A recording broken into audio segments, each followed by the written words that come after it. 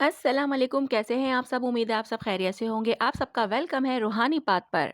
तो जनाब, सबसे पहले तो मैं आप लोगों को विश करना चाहूँगी हैप्पी न्यू ईयर। आप सबको बहुत-बहुत मुबारक हो ये नया साल।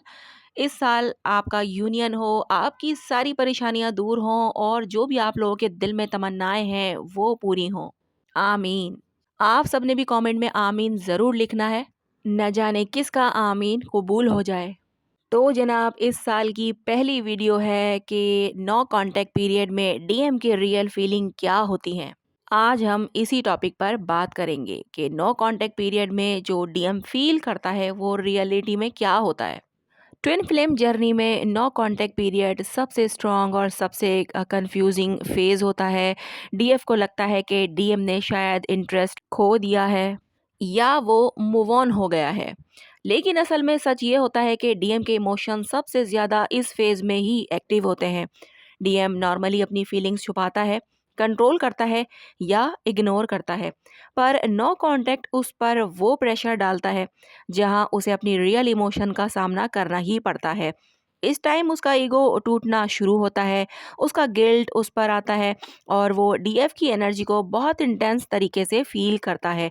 वो कांटेक्ट करना भी चाहता है पर डरता भी है। ये वो फेज होता है जहां डीएम साइलेंट होता है पर अंदर से बिल्कुल भी काम नहीं होता। चले मैं आपको और भी डिटेल से और आसान तरीके से बताती हूँ कि क्या क्या होता है डीएम के साथ। नंबर 1, डीएम का ओवर थिंकिंग एक्सट्रीम लेवल पर चला जाता है। यानी कि नो कांटेक्ट में डीएम का माइंड रुकता नहीं। वो हर बात बार बार सोचता है, हर कन्वर्सेशन को रिप्ले करता है। उसे ये फियर होता है कि डीएफ सच में उसे डिटैच हो रही है। वो समझ नहीं पाता कि डीएफ ने साइलेंस क्यों चूज़ किया। तो वो अपनी ही गलतियों को एनालाइज करने लगता है। वो अपने आप से सवाल करता है कि क्या मैं बहुत हार्श था या फिर उसने मेरे लिए इतना कुछ किया और मैंने उसे इग्नोर कर दिया। ओवर थिंकिंग डीएम का नेचुरल पैटर्न होता है, लेकिन नो कांटेक्ट में उसका प्रेशर डबल हो जाता है। नंबर 2, डीएम को डीप फियर होता है कि डीएफ उससे खुद ही दूर हो गई। साइलेंट रहते हुए भी डीएम को अंदर से ये स्ट्रांग फियर होता है कि शायद डीएफ अब उसके बिना बेटर फील कर रही है। वो सोचता है कि शायद डीएफ किसी और सपोर्ट सोर्स से कनेक्टेड हो गई है। ये फियर उसे रेस्टलेस करता है, लेकिन फिर भी वो मैसेज नहीं भेजता क्योंकि ego plus fear plus rejection का प्रेशर उसे रोकता है। डीएम का ये एटीट्यूड नेगेटिव नहीं, एक्चुअली वो सेक्रेड होता है। नंबर 3, डीएम का गिल्ट सरफेस होता है और दिल हैवी हो जाता है। जो hurt, ignoring, mixed signals, push and pull उसने पास्ट में किया होता है, वो सब उसके दिल पर वापस आता है। नो कांटेक्ट डीएम के लिए एक मिरर होता है जहां वो अपनी गलतियों को क्लियरली देख लेता है। इससे चेस्ट हैवीनेस, मूड सैड होना, रेस्टलेसनेस होना, रिग्रेट यानी इमोशनल पेन बहुत इंटेंस होता है। डीएम ये सब एक्सप्रेस नहीं करता पर फील बहुत डीपली करता है। नंबर 4, डीएम डीएफ की एनर्जी बहुत स्ट्रॉन्ग फील करता है। जनाब, ट्विन फ्लेम बॉन्ड साइलेंट से कभी वीक नहीं होता बल्कि और स्ट्रांग हो जाता है। नो कांटेक्ट के दौरान डीएम को डीएफ की एनर्जी, हार्ट पुल, वार्मथ और सडन इमोशंस बॉडी सेंसेशंस के थ्रू फील होती हैं। अचानक उसको डीएफ के बारे में सोचना पड़ता है, चाहे वो इंटेंशनली अवॉइड कर रहा हो। एनर्जी पुल इतनी स्ट्रांग होती है कि वो कंफ्यूज भी होता है और अट्रैक्ट भी होता है।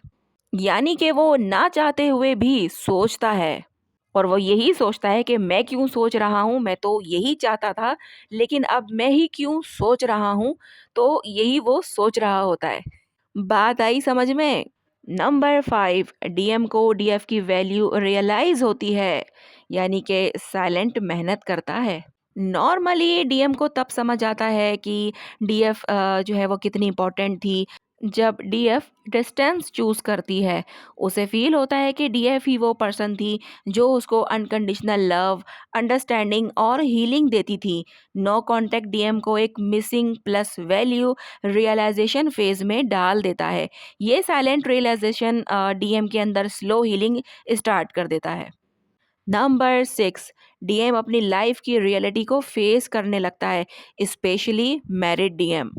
यानी कि नो कॉन्टैक्ट डीएम को एक मिरर देता है जहां वो अपनी लाइफ जैसे कि responsibilities, choices, attachment, relationship pattern को डीपली एनालाइज करता है। मैरिड डीएम के केस में ये कॉन्फ्लिक्ट डबल हो जाता है क्योंकि वो लॉयल्टी, ड्यूटी और ट्विन फ्लेम लव के बीच फंस जाता है। साइलेंट फेज उसे फोर्स करता है कि वो अपनी ऑनेस्टी में जो है वो सोचे कि वो इमोशनली कहाँ स्टैंड करता है। यानी कि इस बीच उसे ये रियलाइज़ भी होता है कि मेरे पास सब कुछ है, वाइफ़ है, घर है, ज़िम्मेदारियाँ हैं, वही सारे काम हैं, लेकिन सिर्फ़ डीएफ नहीं है तो मैं कहाँ पर हूँ? मैं किसके लिए हूँ? मैं किसको फ़ील करता हूँ? मेरे लिए कौन इम्पोर्टेंट है? मैं किसकी वजह से हैप्पी रहता था? मतलब कि ये सारी चीज़ें उसको बहुत ही ज़्यादा रियलाइज़ होती हैं। जिसकी वजह से वो क्लैरिटी भी फ़ील करता है, उसको समझ भी आता है कि जनाब उसके लिए कौन इम्पोर्टेंट है, किसका रहना उसकी लाइफ में इम्पोर्टेंट है। नंबर 7, डीएम का हार्ट चक्रा ओपन होना स्टार्ट होता है। जब डीएफ डिटैच होती है, डीएम का हार्ट चक्रा नेचुरली एक्टिवेट होता है। इस एक्टिवेशन से डीएम को अचानक sadness, emotional breakdown, heart pressure, longing feel होती है। वो कंफ्यूज होता है क्योंकि उसने इतनी इमोशन कभी फील नहीं की होती। ये अवेकनिंग का पार्ट होता है जहाँ डीएम वर्नेबिलिटी को फील करना स्टार्ट करता है। नंबर 8, डीएम डीएफ की हीलिंग को एनर्जेटिकली फील करता है। जब डीएफ अपनी एनर्जी को पुल बैक करती है, सेल्फ लव और हीलिंग पर फोकस करती है, डीएम को ये शिफ्ट बहुत स्ट्रांग फील होता है। वो सोचता है कि डीएफ दूर क्यों लग रही है, उसे मेरी एनर्जी फील क्यों नहीं हो रही। इससे डीएम का फियर प्लस अट्रैक्शन डबल हो जाता है। वो साइलेंट रहते हुए भी डीएफ की प्रोग्रेस को इंट्यूटिवली फील करता है।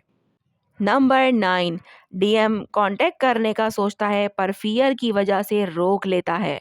यानी कि हर डीएम नो कांटेक्ट में ये पैटर्न फॉलो करते ही हैं कि वो मैसेज लिखते हैं फिर डिलीट कर देते हैं। उन्हें लगता है कि डीएफ रिस्पॉन्ड नहीं करेगी या उसको जज करेगी। वो सोशल मीडिया क्वाइटली चेक करते हैं लेकिन इनिशिएट करने का कॉन्फिडेंस नहीं होता। ये हेजिटेशन एक्चुअली केयर की वजह से होती है, इग्नोरेंस की वजह से नहीं। नंबर 10, डीएम को समझ आता है कि डीएफ का साइलेंस एक ब्लेसिंग था।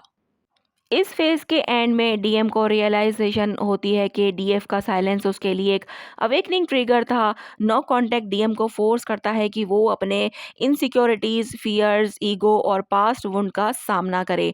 वो स्पिरिचुअली ओपन होता है, इमोशनल मैच्योरिटी डेवलप करता है और कनेक्शन को सीरियस लेना स्टार्ट करता है। ये फेज ही वो टर्निंग पॉइंट होता है जहाँ डीएम ट्रांसफॉर्मेशन स्टार्ट करता है। जनाब नो कांटेक्ट पीरियड डीएम के लिए सरफेस से काम लगता है लेकिन अंदर से वो बहुत इंटेंस फेज से गुजरता है। वो डीएफ को मिस करता है, रिग्रेट फील करता है, ओवर थिंक करता है और अपने रियल इमोशन को समझना भी स्टार्ट करता है। यही वो वक्त होता है जहां डीएम की awakening plus realisation plus healing शुरू होती है। चाहे वो कांटेक्ट ना करे पर उसकी फीलिंग सबसे ज़्यादा एक्टिव होती हैं।